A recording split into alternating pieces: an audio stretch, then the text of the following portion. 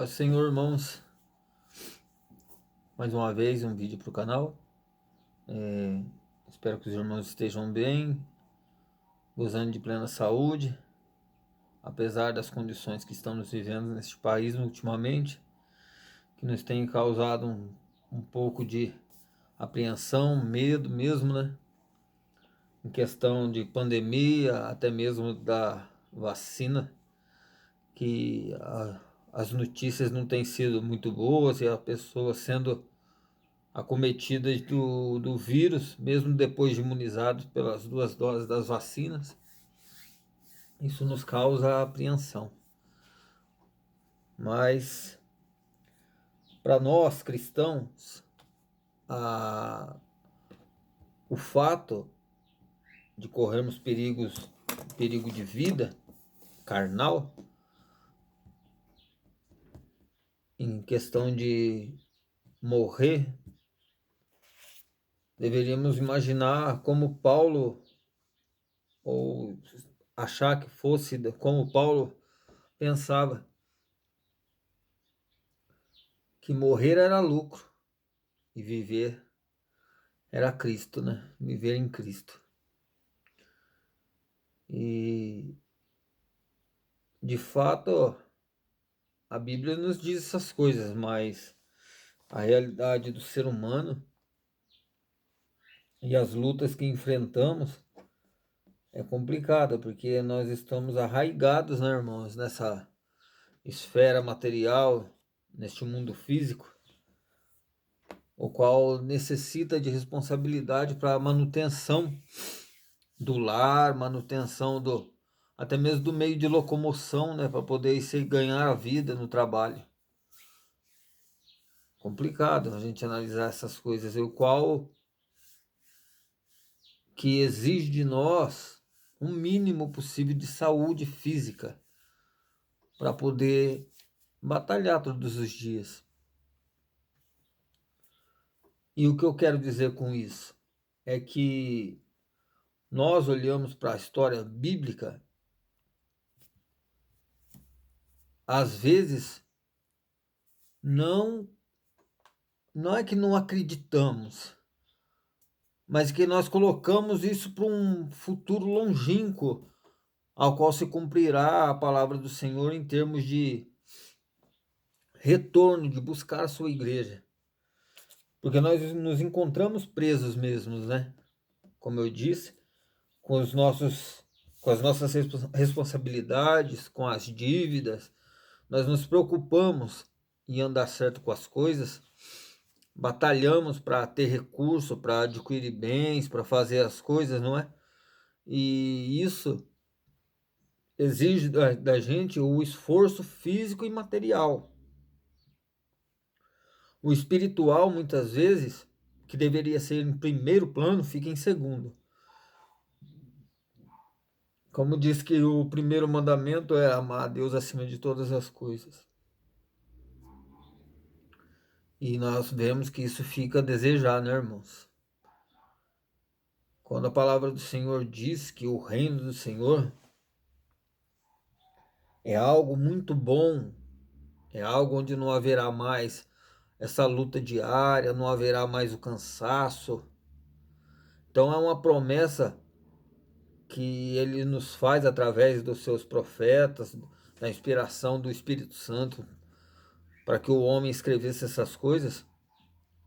Ele, como é dito, que um dia se enxugará toda lágrima e não haverá mais tristeza, nem desespero, nem angústia, nem depressão. Até lá nós nos encontramos nessas condições. Mas o que esperar? O que seria, no caso, depois que alcançarmos essa dádiva?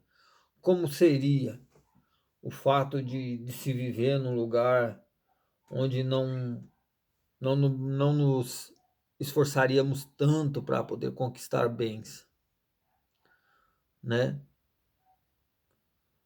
A situação é que nós precisamos ter em mente que o Senhor nos prometeu que haveria um reino milenar, estabelecido nessa terra, onde os povos gozariam de paz, tranquilidade. Como é dito lá, acho que é em Isaías, que fala que não haveria mais peleja, não haveria mais guerra, que converteria suas armas em ferramentas para o cultivo. Porque eu imagino que eles falam do cultivo dessas coisas assim, em termos de colheita, plantação, alimento, porque deveria ser algo muito difícil na época, né? Muito escasso. Ainda mais que lá no Oriente, em meio a desertos, não é, assim, não é fácil o cultivo. Tanto é que a gente vê os relatos de Israel, que Israel agora é pioneira em técnicas de cultivo no deserto, né? Que eles conseguem extrair das condições mais precárias possíveis de se imaginar recursos para se sobreviver e viver dignamente, porque é um país extremamente desenvolvido em comparação com os outros e pelo seu tamanho, é óbvio, né? Um povo muito abençoado, apesar de tudo, apesar das pelejas, das dificuldades que eles já passaram na história, nessa existência. Mas então, falando a respeito desse reino milenar, e o que seria esse reino milenar? Seria 1000 anos de fato cronológicos contado como nós imaginamos?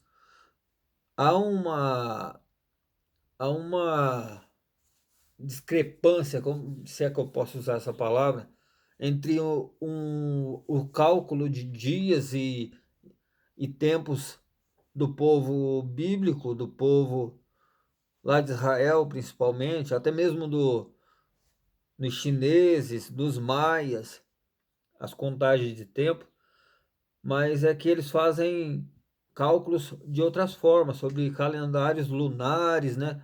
O nosso é o calendário gregoriano, né? Que faz as contas do dia, do sol, né? Acho que em Israel é contado as estações, a lua, né? As luas.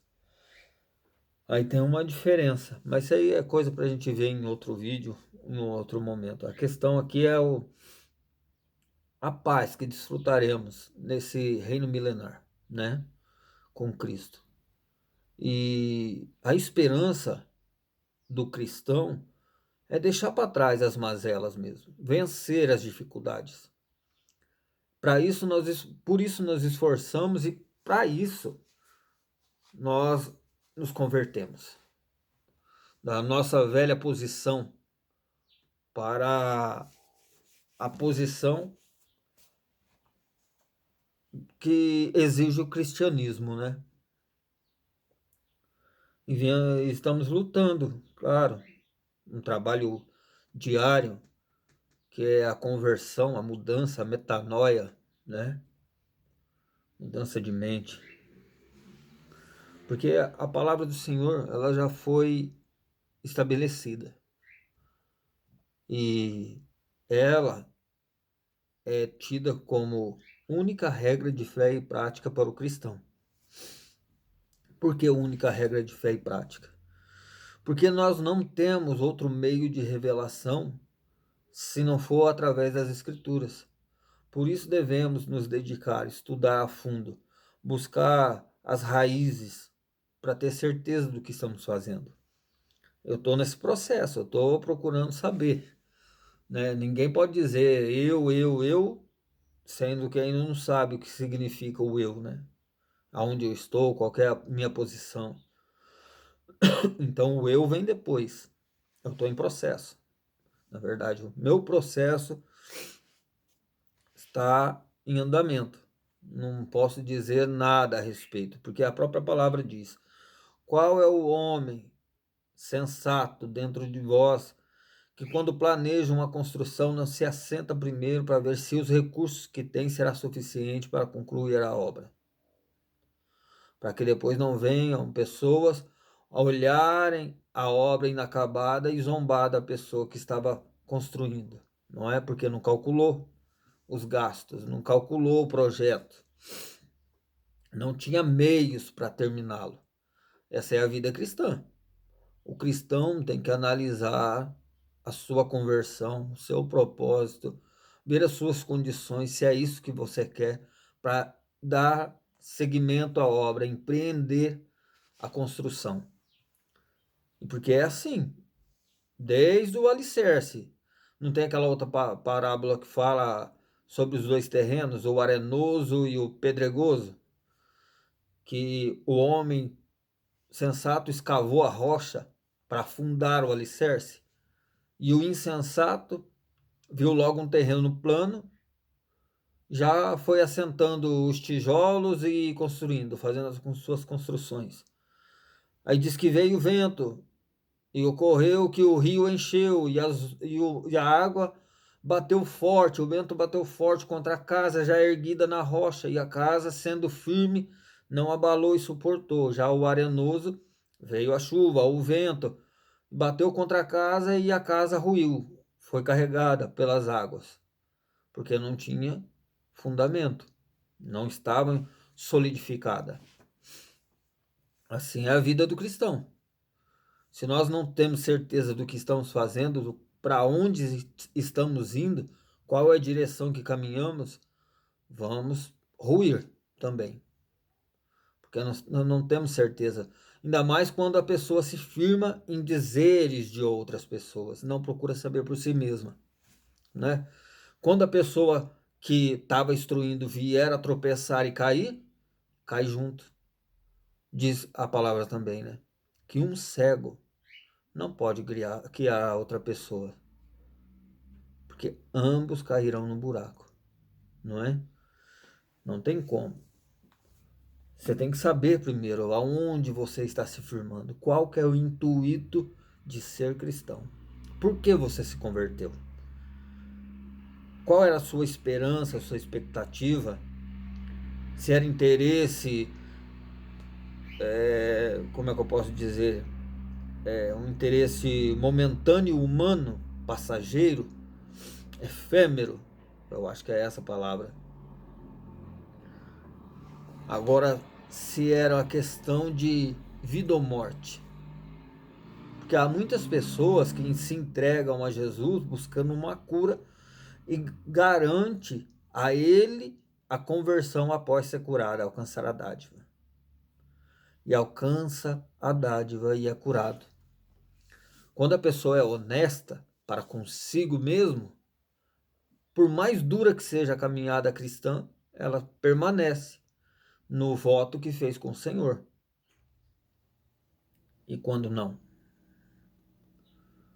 Quando não, é igual aqueles 10 leprosos que são curados e apenas um que não era da nação, o estrangeiro, que volta para agradecer. Aquele que diz que se o Senhor curar, ele se converte, e quando cura, não converte e vai embora, são os da casa, né? São os da nação. E os estrangeiros na situação podem ser sinceros de coração, que estava fora, não via condições para si mesmo, alcança a dádiva e permanece.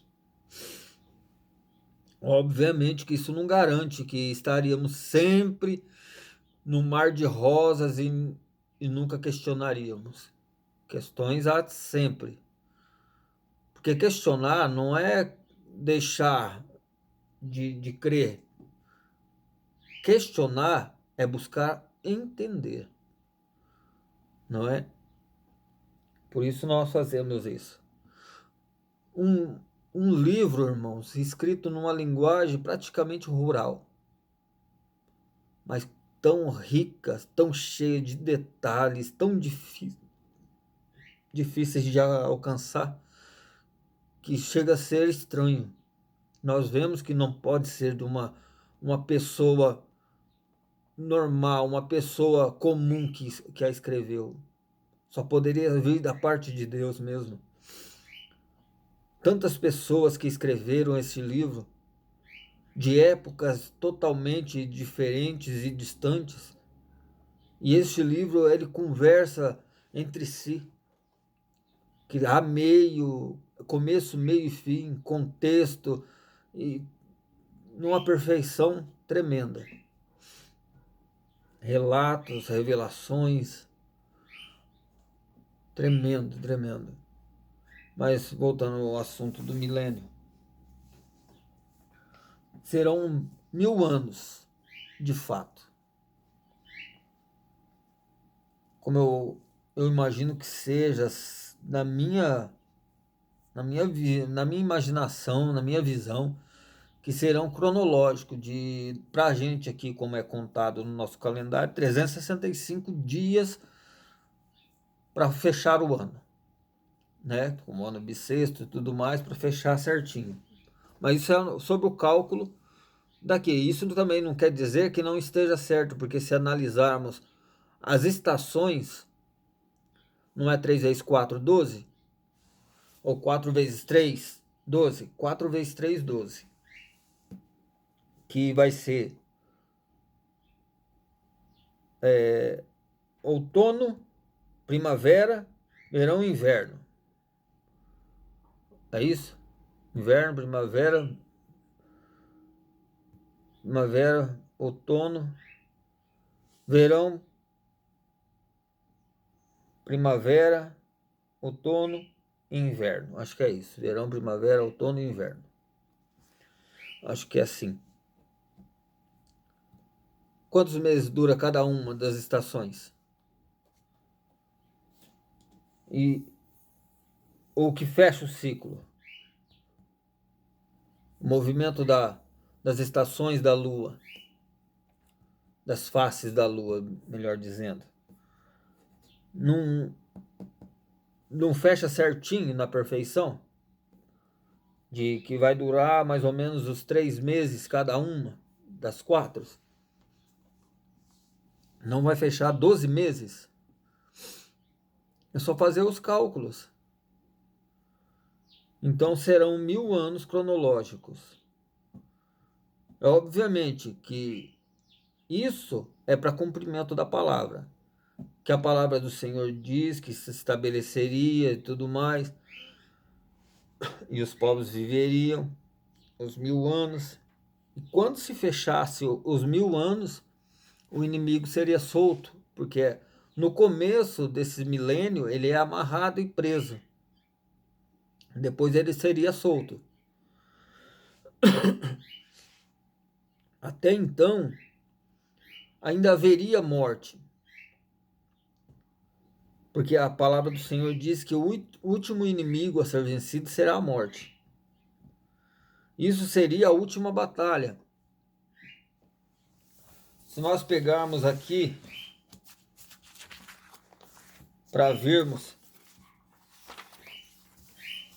glória a Deus,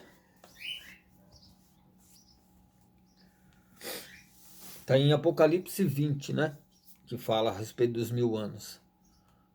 Só aqui fala um monte de vezes. Nos outros lugares dá-se a entender a respeito do reino, né? Que será estabelecido.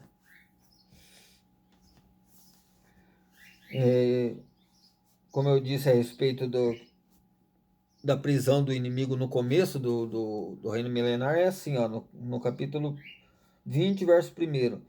E vi descer do céu um anjo que tinha a chave do abismo e uma grande cadeia na sua mão.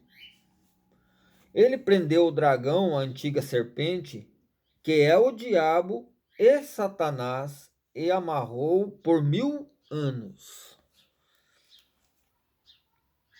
Ó. E lançou-o no abismo, e ali cerrou-o e pôs-lo sobre ele, para não mais enganar as nações, até que os 1000 anos se acabem, e depois importa que seja solto por um pouco de tempo. Interessante, não é? Interessante. Então haverá que o Senhor reinará esses 1000 anos na terra.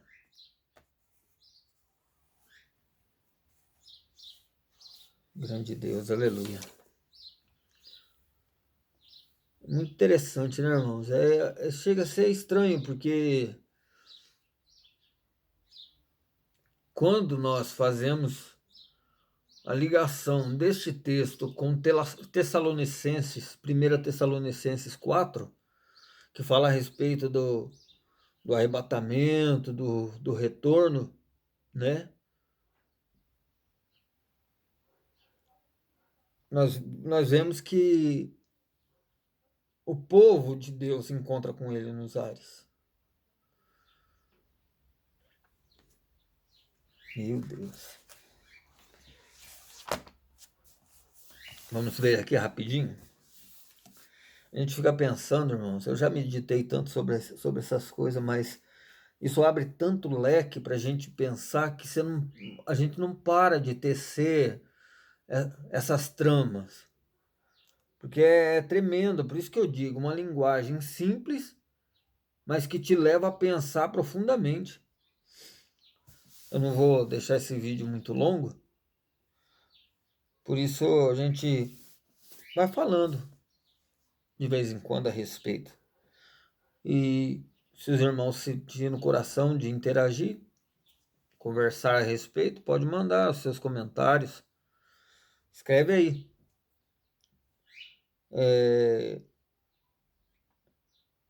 Grande Deus. Está aqui em 1 Tessalonicenses 4.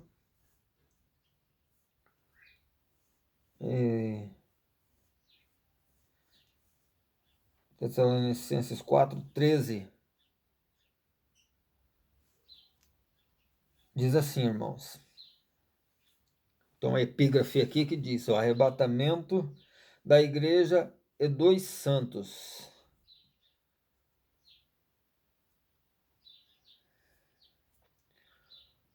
Não quero, porém, irmãos, que sejais ignorantes acerca dos que já dormem, para que não vos entristeçais com os demais que não têm esperança. Quem não tem esperança? Quantas pessoas você já não ouviu dizer que morreu, acabou? Que a vida é essa mesmo, o inferno é na terra. Você já está sendo torturado aqui, depois disso acabou, não tem mais nada. Morreu, já era. Tem um monte de gente que fala assim, não fala? Porque eles são ignorantes. Eles não sabem o que os espera. Por isso que o cristão tem que ser honesto consigo mesmo, como eu disse.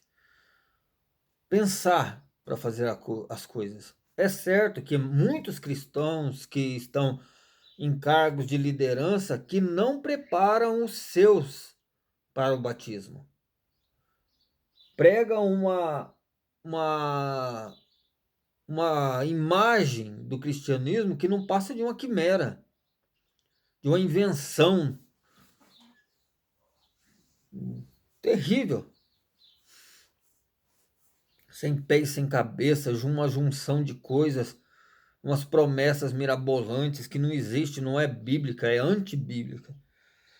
E diz assim, ó, continuando: porque se cremos que Jesus morreu e ressuscitou, por que dizem assim? Se cremos que Jesus morreu e ressuscitou. Porque quando ele andou no meio dos homens, ele andou como homem. Ele deixou a sua divindade, ele abriu mão dos seus atributos divinos e eternos para habitar num corpo finito, mortal, para mostrar para o ser humano comum que é possível alcançar a dádiva e que se pode trilhar o tempo que vive nessa terra como homem, que é possível suportar as tentações humanas. Por isso que ele fez esse papel. Ó, morreu, que Jesus morreu e ressuscitou, assim também os que em Jesus dormem. Dorme é um eufemismo para morreu, né? Dormir, morrer. A gente já falou alguma coisa parecida com isso. Só recapitulando. Deus os tornará a trazer com ele, dizemos-vos,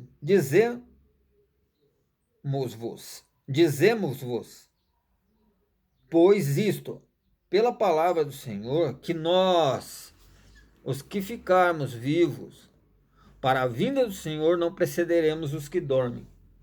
Nós, ele não estava falando da pessoa dele em si, né?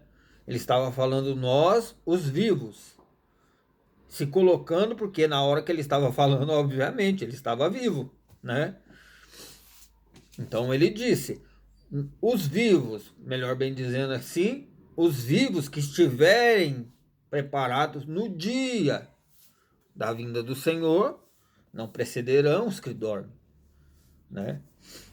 Aqui também abre uma brecha para uma outra teoria, mas outra hora a gente fala. Porque o mesmo Senhor descerá do céu com um alarido e com voz de arcanjo e com trombeta de Deus, e os que morreram em Cristo ressuscitarão primeiro. Pronto. Viu? Ó, esse alarido será para os crentes. Esse alarido só escutará os que são de Cristo. Porque os que estiverem na terra e não fazer parte do corpo cristão, não escutarão, não verão nada. Para eles vai ser vedado esse acontecimento. Eles não verão. E simplesmente eles vão dar falta da igreja que já não se encontrará na terra, né? Aí diz assim, ó, depois nós, os que ficarmos vivos, seremos arrebatados juntamente com eles nas nuvens, a encontrar o Senhor nos ares, e assim estaremos sempre com o Senhor. Portanto, consolai-vos uns aos outros com estas palavras. Aqui, irmãos, aqui fecha esse ciclo aqui. Nesse período, dizem os estudiosos, que se dará o Bema. O Bema é chamado de o Tribunal do Galardoamento, da galardoação. Aleluia. Glória a Deus. Tremendo.